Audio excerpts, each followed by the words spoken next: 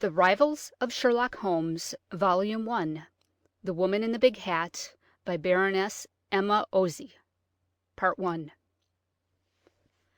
Lady Molly always had the idea that if the finger of fate had pointed to Mathes's in Regent Street rather than to Lyons as the most advisable place for us to have a cup of tea that afternoon, Mr. Culledon would be alive at the present moment. My dear lady is quite sure, and needless to say that I share her belief in herself, that she would have anticipated the murderer's intentions and thus prevented one of the most cruel and callous of crimes which were ever perpetrated in the heart of London. She and I had been to a matinée of Trilby, and were having tea at Lyons, which is exactly opposite Mathes's Vienna Café in Regent Street. From where we sat we commanded a view of the street and of the café, which had been very crowded during the last hour. We had lingered over our toasted muffin until past 6, when our attention was drawn to the unusual commotion which had arisen both outside and in the brilliantly lighted place over the road. We saw 2 men run out of the doorway, and return a minute or 2 later in company with a policeman. You know what is the inevitable result of such a proceeding in London. Within 3 minutes a crowd had collected outside Mathes's. 2 or 3 more constables had already assembled, and had some difficulty in keeping the entrance clear of intruders. But already my dear lady, keen as a pointer on the scent, had hastily paid her bill, and without waiting to see if I followed her or not, had quickly crossed the road, and the next moment her graceful form was lost in the crowd. I went after her, impelled by curiosity, and presently caught sight of her in close conversation with one of our own men. I have always thought that Lady Molly must have eyes at the back of her head, otherwise how could she have known that I stood behind her now? Anyway, she beckoned to me, and together we entered Mathes's, much to the astonishment and anger of the less fortunate crowd. The usually gay little place was indeed sadly transformed. In one corner the waitresses, in dainty caps and aprons, had put their heads together, and were eagerly whispering to one another, whilst casting furtive looks at the small group assembled in front of one of those pretty alcoves, which, as you know, line the walls all around the big tea-room at Mathes's. Here 2 of our men were busy with pencil and notebook, whilst one fair-haired waitress, dissolved in tears, was apparently giving them a great deal of irrelevant and confused information. Chief Inspector Saunders had, I understood, been already sent for. The constables, confronted with this extraordinary tragedy, were casting anxious glances towards the main entrance, whilst putting the conventional questions to the young waitress. And in the alcove itself, raised from the floor of the room by a couple of carpeted steps, the cause of all this commotion, all this anxiety, and all these tears, sat huddled up on a chair, with arms lying straight across the marble-topped table, on which the usual paraphernalia of afternoon tea still lay scattered about. The upper part of the body limp, backboneless, and awry, half propped up against the wall, half falling back upon the outstretched arms, told quite plainly its weird tale of death. Before my dear lady and I had time to ask any questions, Saunders arrived in a taxicab. He was accompanied by the medical officer, Dr. Townson, who at once busied himself with the dead man, whilst Saunders went up quickly to Lady Molly. "The chief suggested sending for you," he said quickly. "He was phoning you when I left. There's a woman in this case, and we shall rely on you a good deal." "What has happened?" asked my dear lady, whose fine eyes were glowing with excitement at the mere suggestion of work. "I have only a few stray particulars," replied Saunders, "but the chief witness is that yellow-haired girl over there." We'll find out what we can from her directly Dr. Townsend has given us his opinion." The medical officer, who had been kneeling beside the dead man, now rose and turned to Saunders. His face was very grave. "The whole matter is simple enough, so far as I'm concerned," he said. "The man has been killed by a terrific dose of morphia, administered no doubt in this cup of chocolate," he added, pointing to a cup in which there still lingered the cold dregs of the thick beverage. "But when did this occur?" asked Saunders, turning to the waitress. I can't say," she replied, speaking with obvious nervousness. "The gentleman came in very early with the ladies, somewhere about 4. They made straight for this alcove. The place was just beginning to fill, and the music had begun." "And where is the lady now?" "She went off almost directly. She had ordered tea for herself and a cup of chocolate for the gentleman, also muffins and cakes. About 5 minutes afterwards, as I went past their table, I heard her say to him, 'I'm afraid I must go now or Jay's will be closed, but I'll be back in less than half an hour. You'll wait for me, won't you?'" "Did the gentleman seem all right then?" "Oh, yes," said the waitress. "He had just begun to sip his chocolate, and merely said 'So long,' as she gathered up her gloves and muff, and then went out of the shop." "And she has not returned since?" "No." "When did you first notice there was anything wrong with this gentleman?" asked Lady Molly. "Well," said the girl with some hesitation, "I looked at him once or twice as I went up and down, for he certainly seemed to have fallen all of a heap. Of course, I thought that he had gone to sleep, and I spoke to the manageress about him, but she thought that I ought to leave him alone for a bit. Then we got very busy, and I paid no more attention to him until about 6 o'clock, when most afternoon tea customers had gone, and we were beginning to get the tables ready for dinners. Then I certainly did think there was something wrong with the man. I called to the manageress, and we sent for the police." "And the lady who was with him at first, what was she like? Would you know her again?" queried Saunders. "I don't know," replied the girl. "You see, I've to attend to such crowds of people of an afternoon. I can't notice each one. And she had on one of those enormous mushroom hats. No one could have seen her face, not more than her chin, unless they looked right under the hat." "Would you know the hat again?" asked Lady Molly. "Yes, I think I should," said the waitress. "It was black velvet and had a lot of plumes. It was enormous," she added, with a sigh of admiration and of longing for the monumental headgear. During the girl's narrative, one of the constables had searched the dead man's pockets. Among other items, he had found several letters addressed to Mark Culledon, Esquire, some with an address in Lombard Street, others with one in Fitzjohn's Avenue, Hampstead. The initials M.C., which appeared both in the hat and on the silver mount of a letter case belonging to the unfortunate gentleman, proved his identity beyond a doubt. A house in Fitzjohn's Avenue does not, somehow, suggest a bachelor establishment. Even whilst Saunders and the other men were looking through the belongings of the deceased, Lady Molly had already thought of his family, children, perhaps a wife, a mother, who could tell?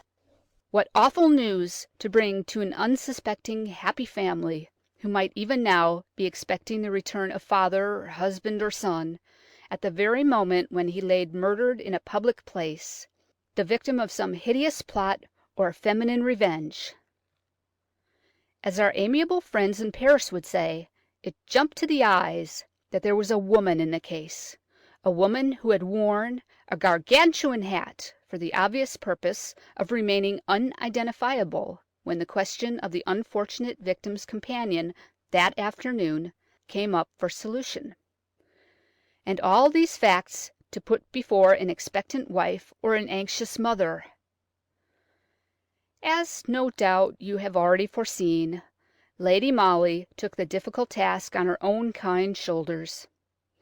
She and I drove together to Lorbury House, Fitzjohn's Avenue, and on asking of the manservant who opened the door if his mistress were at home, we were told that Lady Irene Cullen was in the drawing-room. Mine is not a story of sentiment, so I'm not going to dwell on that interview, which was one of the most painful moments I recollect having lived through. Lady Irene was young, not 25, I should say petite and frail-looking, but with a quiet dignity of manner which was most impressive. She was Irish, as you know, the daughter of the Earl of Athyville, and it seems had married Mr. Mark Culledon in the teeth of strenuous opposition on the part of her family, which was as penniless as it was aristocratic, whilst Mr. Culledon had great prospects and a splendid business, but possessed neither ancestors nor high connections. She had only been married 6 months, poor little soul, and from all accounts must have idolized her husband. Lady Molly broke the news to her with infinite tact, but there it was. It was a terrific blow, wasn't it, to deal to a young wife, now a widow? And there was so little that a stranger could say in these circumstances. Even my dear lady's gentle voice, her persuasive eloquence, her kindly words, sounded empty and conventional in the face of such appalling grief. 2. Of course, everyone expected that the inquest would reveal something of the murdered man's inner life, would in fact allow the over-eager public to get a peep into Mr. Mark Culledon's secret orchard, wherein walked a lady who wore abnormally large velvet hats, and who nourished in her heart one of those terrible grudges against a man which can only find satisfaction in crime. Equally, of course, the inquest revealed nothing that the public did not already know. The young widow was extremely reticent on the subject of her late husband's life, and the servants had all been fresh arrivals when the young couple, just home from their honeymoon, organized their new household at Lorbury House. There was an old aunt of the deceased, a Mrs. Steinberg, who lived with the Culledons, but who at the present moment was very ill. Someone in the house, one of the younger servants probably, very foolishly had told her every detail of the awful tragedy. With positively amazing strength, the invalid thereupon insisted on making a sworn statement, which she desired should be placed before the coroner's jury.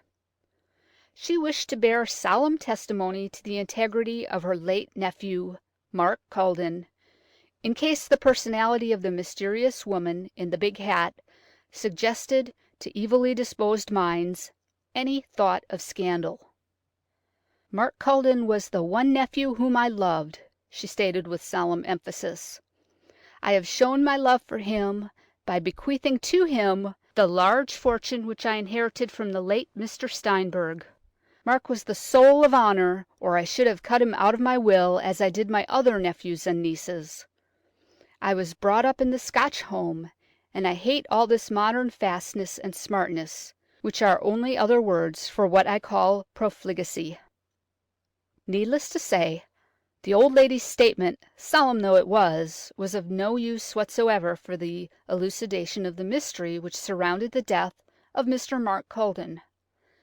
But as Mrs. Steinberg had talked of other nephews, whom she had cut out of her will in favour of the murdered man, the police directed inquiries in those various quarters.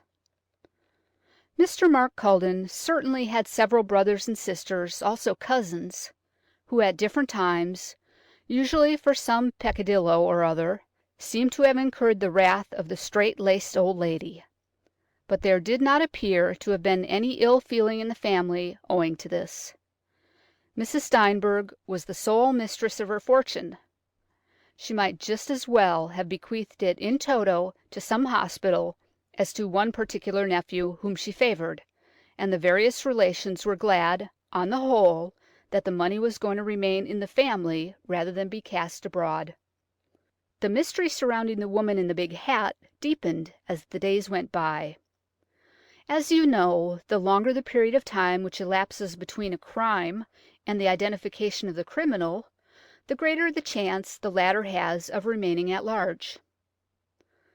In spite of strenuous efforts and close questionings of every one of the employees at Mathes's, no one could give a very accurate description of the lady who had tea with the deceased on that fateful afternoon. The first glimmer of light on the mysterious occurrence was thrown about 3 weeks later by a young woman named Catherine Harris, who had been parlour maid at Lorbury House when first Mr. and Lady Irene Culledon returned from their honeymoon. I must tell you that Mrs. Steinberg had died a few days after the inquest. The excitement had been too much for her enfeebled heart. Just before her death she had deposited £250 with her banker, which sum was to be paid over to any person giving information which would lead to the apprehension and conviction of the murderer of Mr. Mark Culledon. This offer had stimulated everyone's zeal, and I presume had aroused Catherine Harris to realization of what all the while had been her obvious duty. Lady Molly saw her in the chief's private office, and had much ado to disentangle the threads of the girl's confused narrative. But the main point of Harris's story was that a foreign lady had once called at Lorbury House, about a week after the master and mistress had returned from their honeymoon. Lady Irene was out at the time, and Mr. Culledon saw the lady in his smoking-room. "She was a very handsome lady," explained Harris, "and was beautifully dressed." "Did she wear a large hat?" asked the chief. "I don't remember if it were particularly large," replied the girl.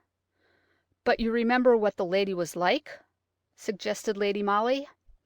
"Yes, pretty well. She was very, very tall and very good-looking." "Would you know her again if you saw her?" rejoined my dear lady. "Oh, yes, I think so," was Catherine Harris's reply.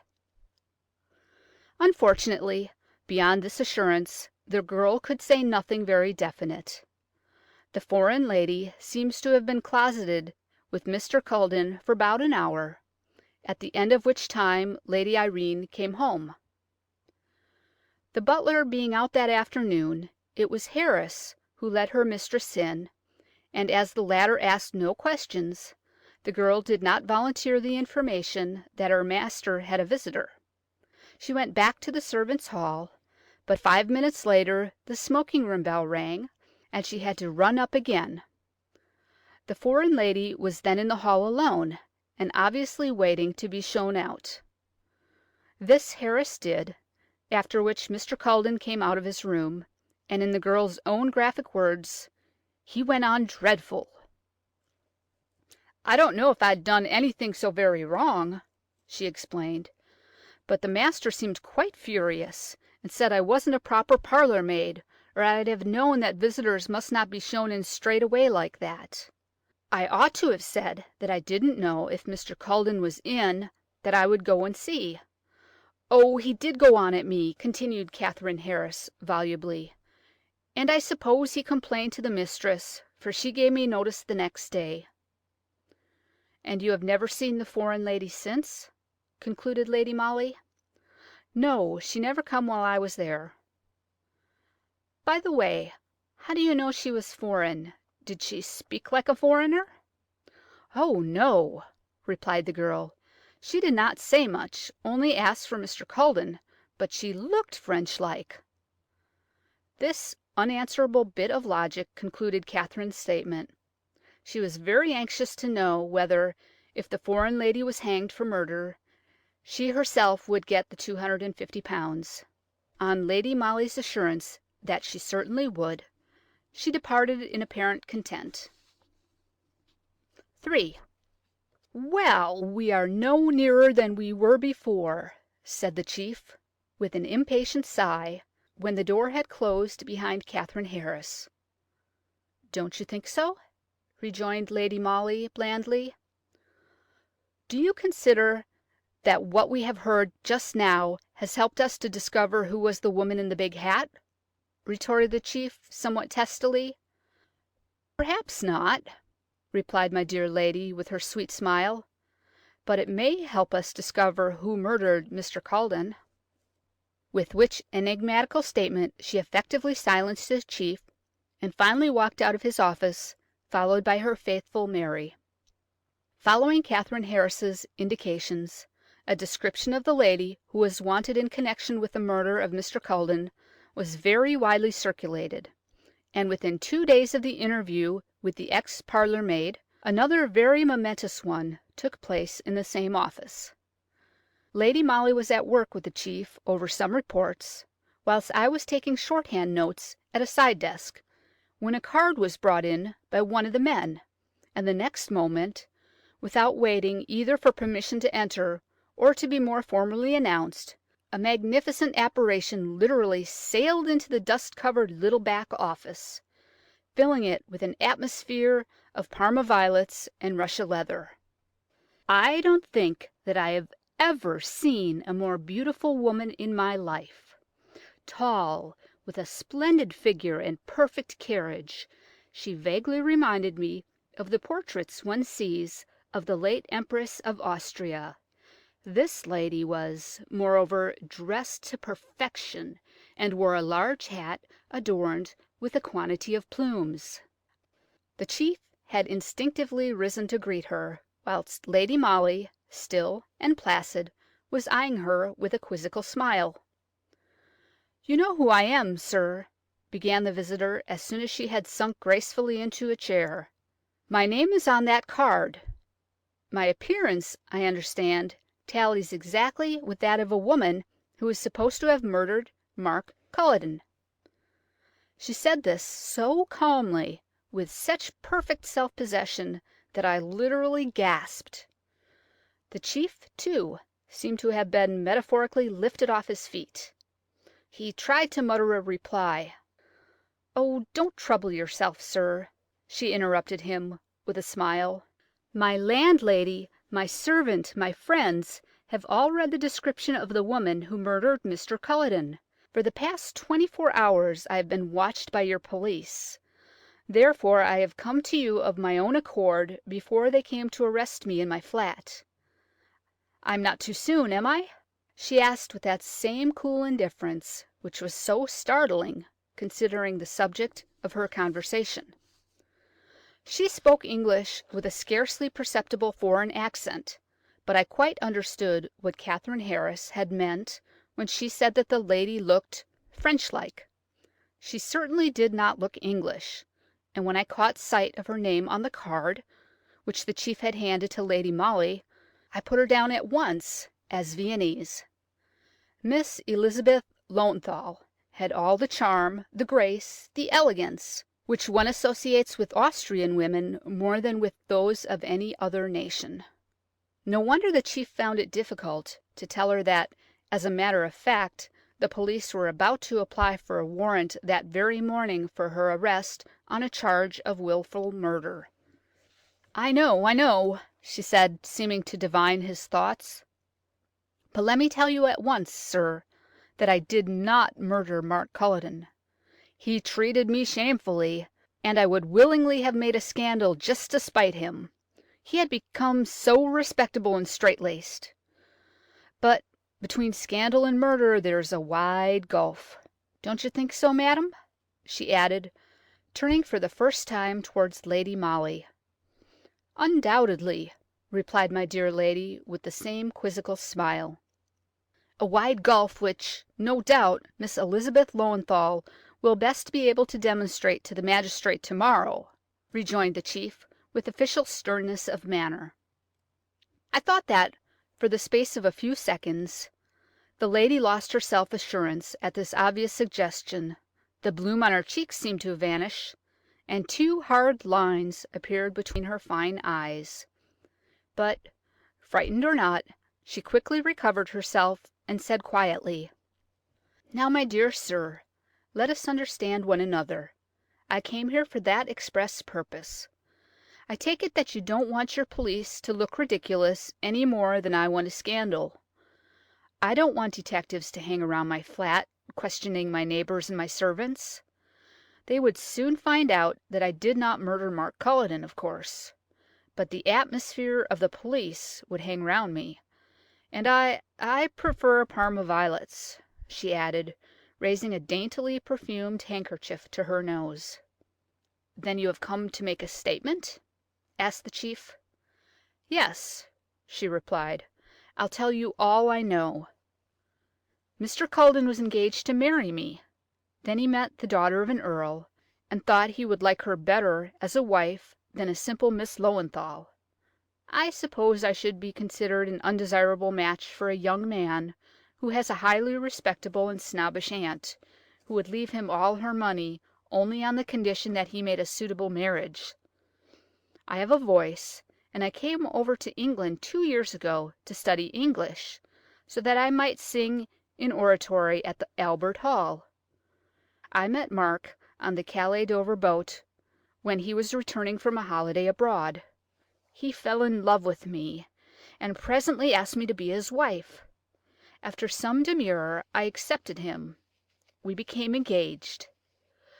But he told me that our engagement must remain a secret, for he had an old aunt from whom he had great expectations, and who might not approve of his marrying a foreign girl, who was without connections and a professional singer. From that moment I mistrusted him, nor was I very astonished when gradually his affection for me seemed to cool. Soon after, he informed me quite callously that he had changed his mind and was going to marry some swell English lady. I didn't care much, but I wanted to punish him by making a scandal, you understand. I went to his house just to worry him, and finally I decided to bring an action for breach of promise against him. It would have upset him, I know. No doubt his aunt would have cut him out of her will.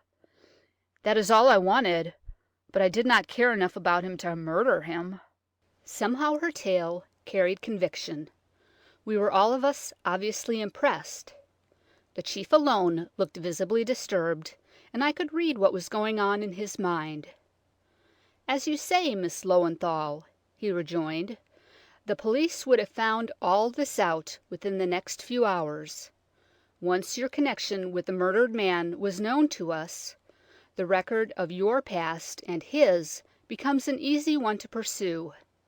No doubt, too," he added insinuatingly, "our men would soon have been placed in possession of the one undisputable proof of your complete innocence with regard to that fateful afternoon spent at Mathis's café."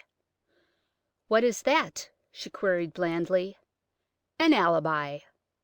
"You mean where was I during the time that Mark was being murdered in a tea shop?" "Yes," said the chief. "I was out for a walk," she replied quietly. "Shopping, perhaps?" "No." "You met someone who would remember the circumstance, or your servants could say at what time you came in?" "No," she repeated dryly. "I met no one, for I took a brisk walk on Primrose Hill. My 2 servants could only say that I went out at 3 o'clock in the afternoon and returned after 5. There was silence in the little office for a moment or two. I could hear the scraping of the pen with which the chief was idly scribbling geometrical figures on his blotting pad. Lady Molly was quite still. Her large, luminous eyes were fixed on the beautiful woman who had just told us her strange story, with its unaccountable sequel, its mystery which had deepened with the last phrase which she had uttered. Miss Löwenthal, I felt sure, was conscious of her peril. I am not sufficiently a psychologist to know whether it was guilt or merely fear which was distorting the handsome features now, hardening the face and causing the lips to tremble.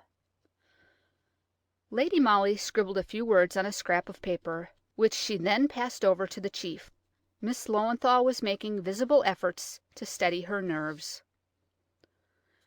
"That is all I have to tell you," she said.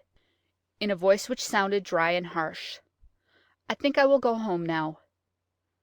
But she did not rise from her chair, and seemed to hesitate, as if fearful lest permission to go were not granted her.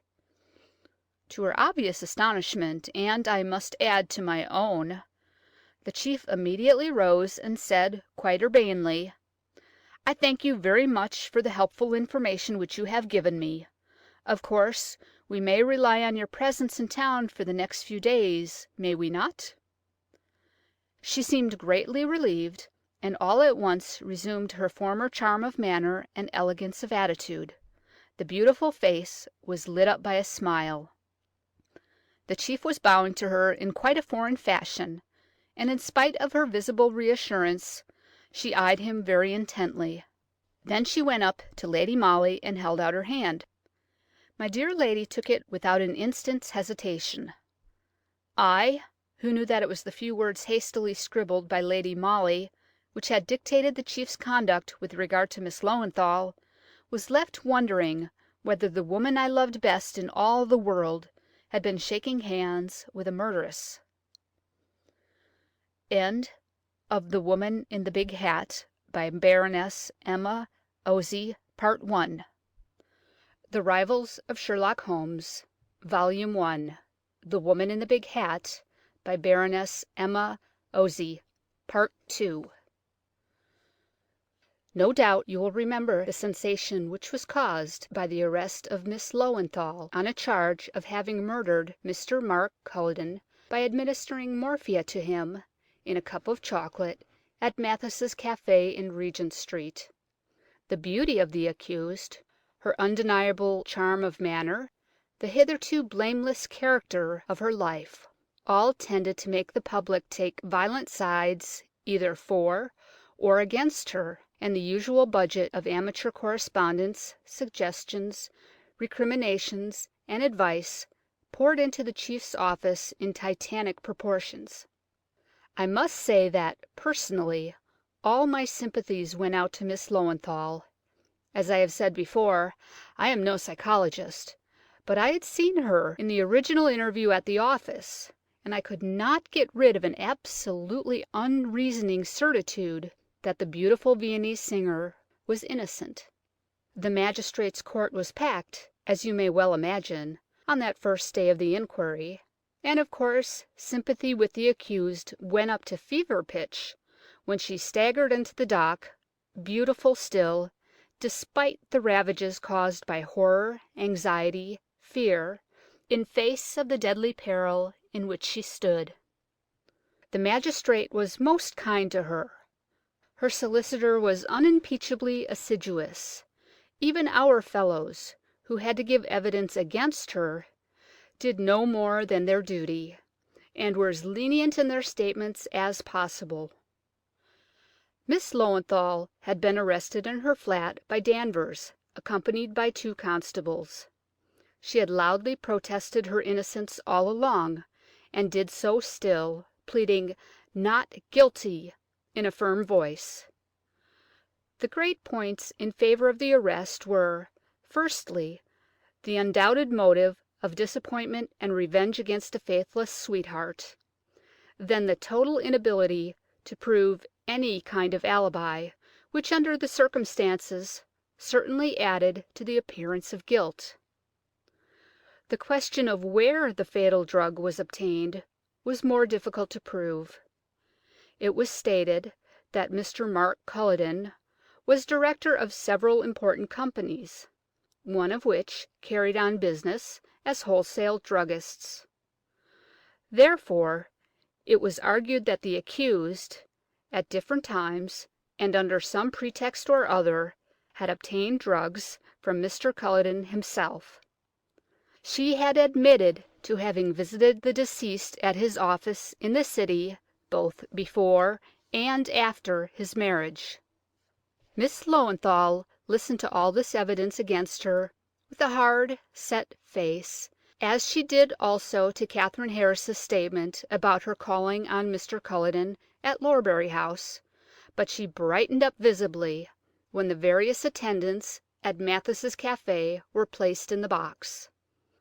A very large hat belonging to the accused was shown to the witnesses, but though the police upheld the theory that that was the headgear worn by the mysterious lady at the café on that fateful afternoon, the waitresses made distinctly contradictory statements with regard to it. Whilst one girl swore that she recognized the very hat, another was equally positive that it was distinctly smaller than the one she recollected, and when the hat was placed on the head of Miss Löwenthal, 3 out of 4 witnesses positively refused to identify her. Most of these young women declared that, though the accused, when wearing the big hat, looked as if she might have been the lady in question, yet there was a certain something about her which was different. With that vagueness, which is a usual and highly irritating characteristic of their class, the girls finally parried every question by refusing to swear positively either for or against the identity of Miss Löwenthal. "There's something that's different about her, somehow," one of the waitresses asserted positively. "What is it that's different?" asked the solicitor for the accused, pressing his point. "I can't say," was the perpetual, maddening reply. Of course the poor young widow had to be dragged into the case, and here, I think, opinions and even expressions of sympathy were quite unanimous. The whole tragedy had been inexpressibly painful to her, of course, and now it must have seemed doubly so. The scandal which had accumulated round her late husband's name must have added the poignancy of shame to that of grief. Mark Culledon had behaved as callously to the girl whom clearly he had married from interested family motives as he had to the one whom he had heartlessly cast aside. Lady Irene, however, was most moderate in her statements.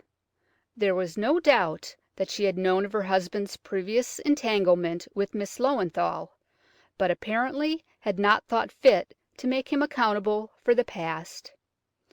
She did not know that Miss Löwenthal had threatened a breach of promise against her husband. Throughout her evidence she spoke with absolute calm and dignity, and looked indeed a strange contrast in her closely fitting, tailor-made costume of black serge and tiny black toque to the more brilliant woman who stood in the dock. The 2 great points in favor of the accused were, firstly, the vagueness of the witnesses who were called to identify her, and secondly, the fact that she had undoubtedly begun proceedings for breach of promise against the deceased.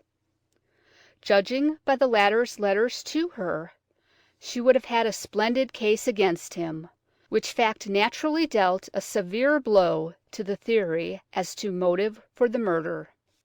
On the whole, the magistrate felt that there was not a sufficiency of evidence against the accused to warrant his committing her for trial. He therefore discharged her, and amid loud applause from the public, Miss Löwenthal left the court a free woman. Now, I know that the public did loudly, and to my mind very justly, blame the police for that arrest, which was denounced as being as cruel as it was unjustifiable. I felt as strongly as anybody on the subject, for I knew that the prosecution had been instituted in defiance of Lady Molly's express advice, and in distinct contradiction to the evidence which she had collected. When, therefore, the chief asked my dear lady to renew her efforts in that mysterious case, it was small wonder that her enthusiasm did not respond to his anxiety. That she would do her duty was beyond a doubt, but she had very naturally lost her more fervent interest in the case. The mysterious woman in the big hat was still the chief subject of leading articles in the papers, coupled with that of the ineptitude of the police, who could not discover her.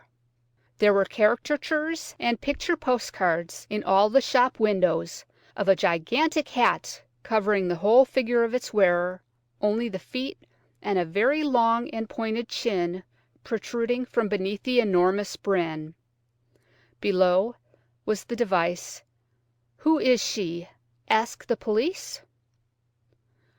One day—it was the second since the discharge of Miss Löwenthal—my dear lady came into my room beaming.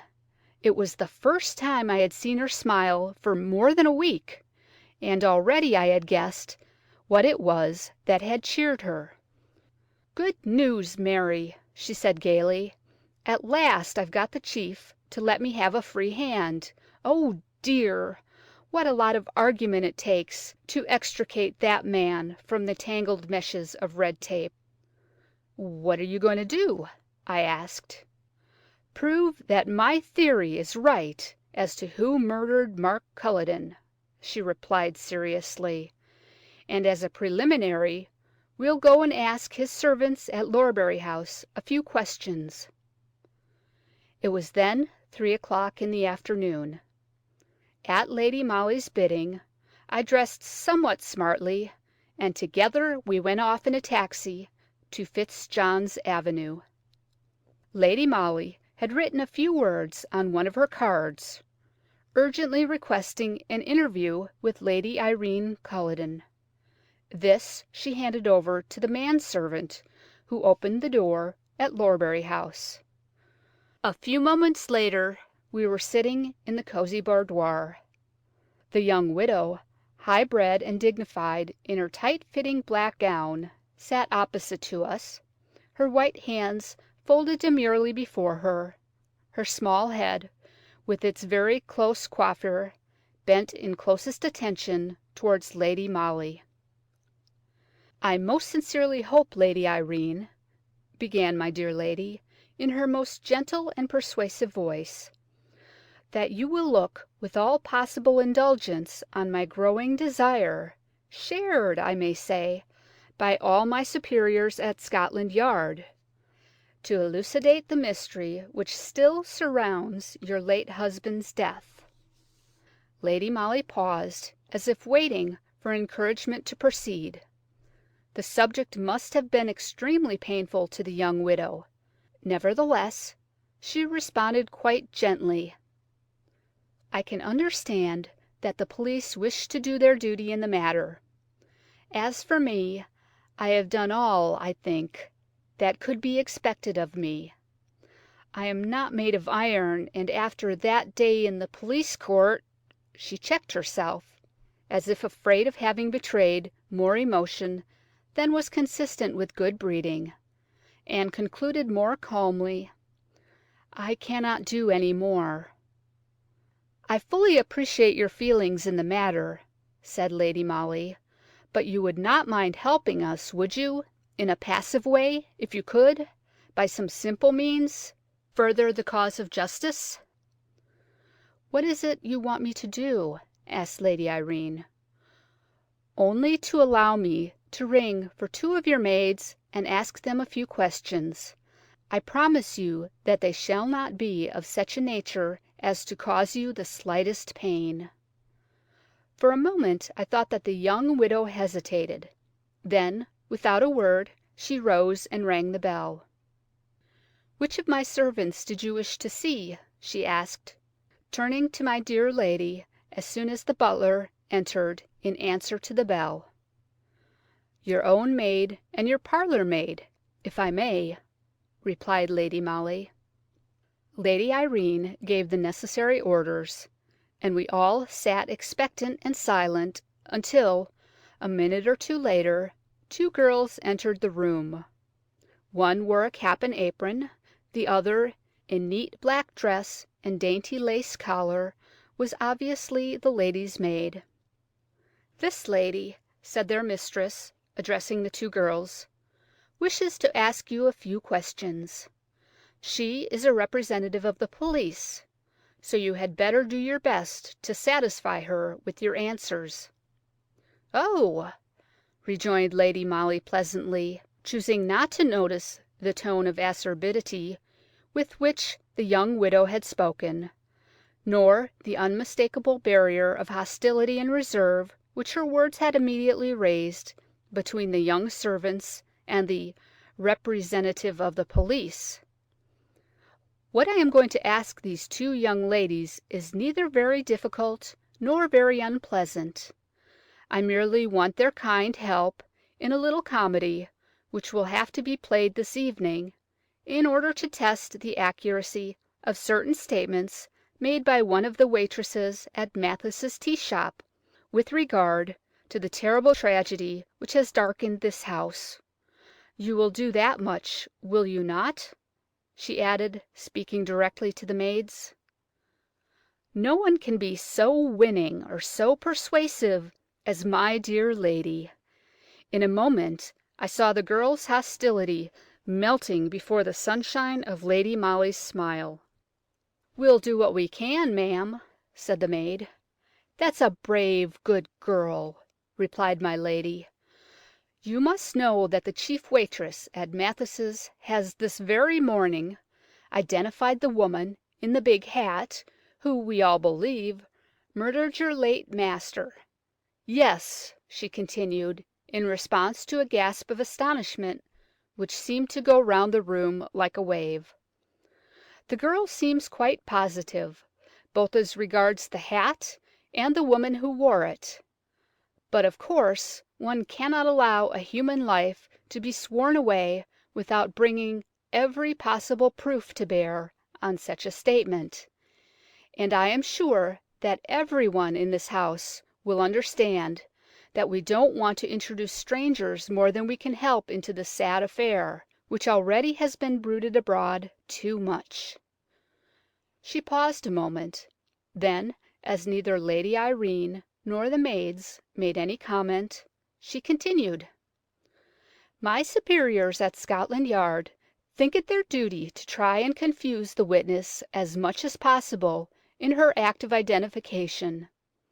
They desire that a certain number of ladies wearing abnormally large hats should parade before the waitress. Among them will be, of course, the one whom the girl has already identified as being the mysterious person who had tea with Mr. Culledon at Mathis's that afternoon. My superiors can then satisfy themselves whether the waitress is or is not so sure of her statement that she invariably picks out again and again one particular individual amongst a number of others, or not." "Surely," interrupted Lady Irene dryly, "you and your superiors do not expect my servants to help in such a farce?"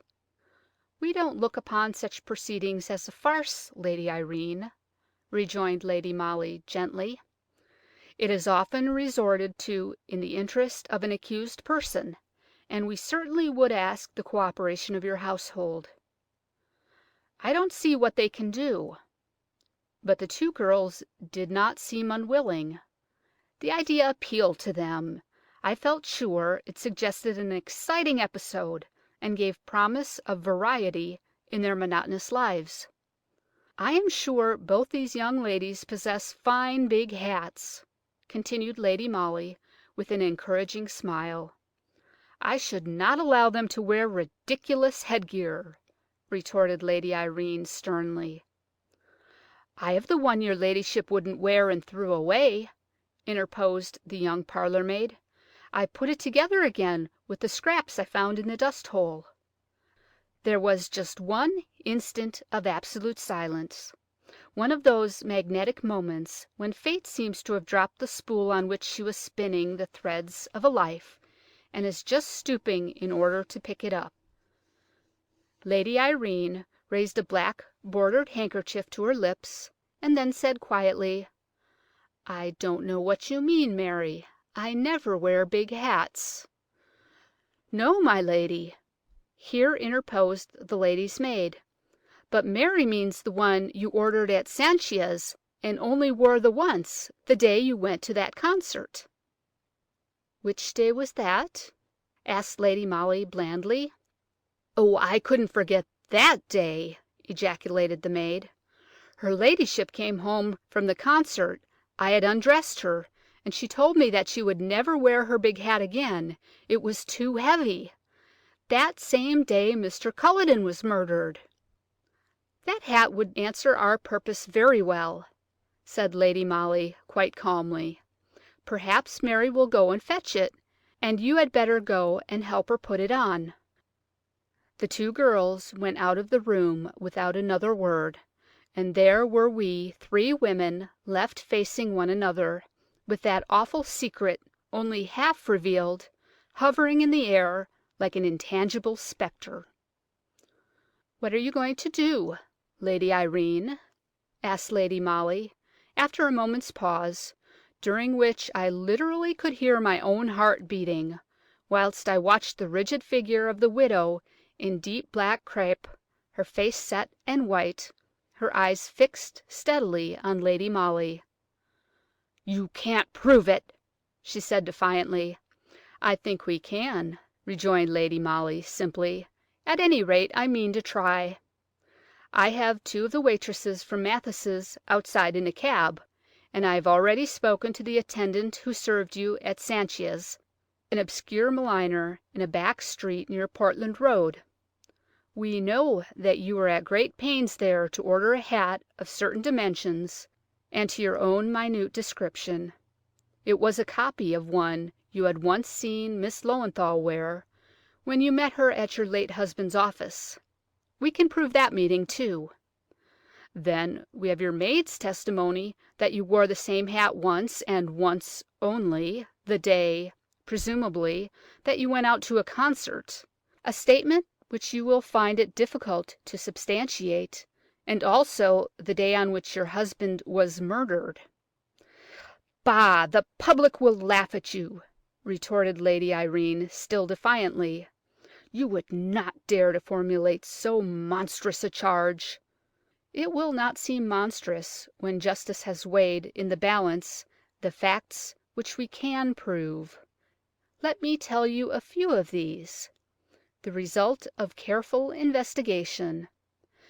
There is the fact that you knew of Mr. Culledon's entanglement with Miss Elizabeth Löwenthal, and did your best to keep it from old Mrs. Steinberg's knowledge, realizing that any scandal round her favorite nephew would result in the old lady cutting him, and therefore you, out of her will.